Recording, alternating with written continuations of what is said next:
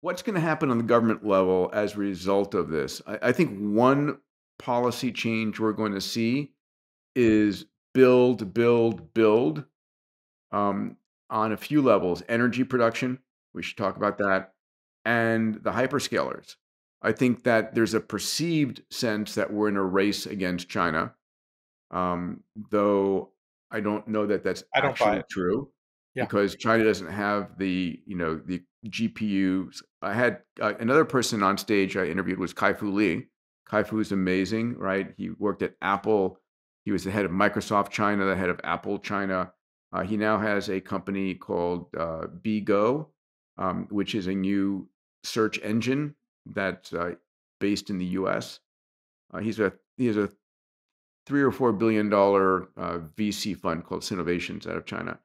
And he's saying we had to reinvent our AI systems for efficiency because we only could get 2,000 GPUs, Hmm. right? For comparison, Elon stood up XAI in 122 days with 100,000 H100s, and now he's doubling it again to 200,000. Right, the largest cluster ever. And so there is an arms race, but it's between companies.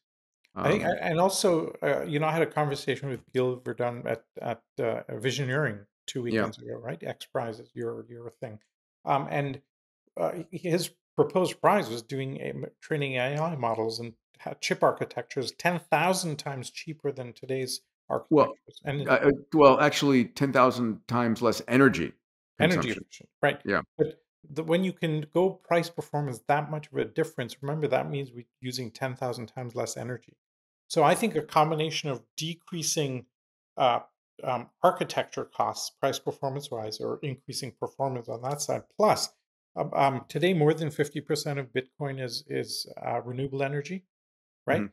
And we forget how much energy availability there is in the world. I was in Kazakhstan earlier in the summer, and there's a gigawatt wind farm that's been created out in the middle of nowhere in Kazakhstan, but it's useless because they can't get that energy because the transmission costs are too high to get it anywhere useful.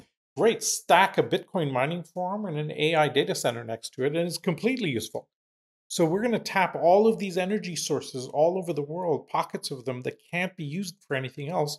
And I think we'll go down this incremental and marginal renewable energy sources that can't be used elsewhere. And that'll completely solve the problem as those two curves intersect of radically new chip architectures that decrease energy usage plus increased marginal uh, uh, cost of or energy demand supply curves.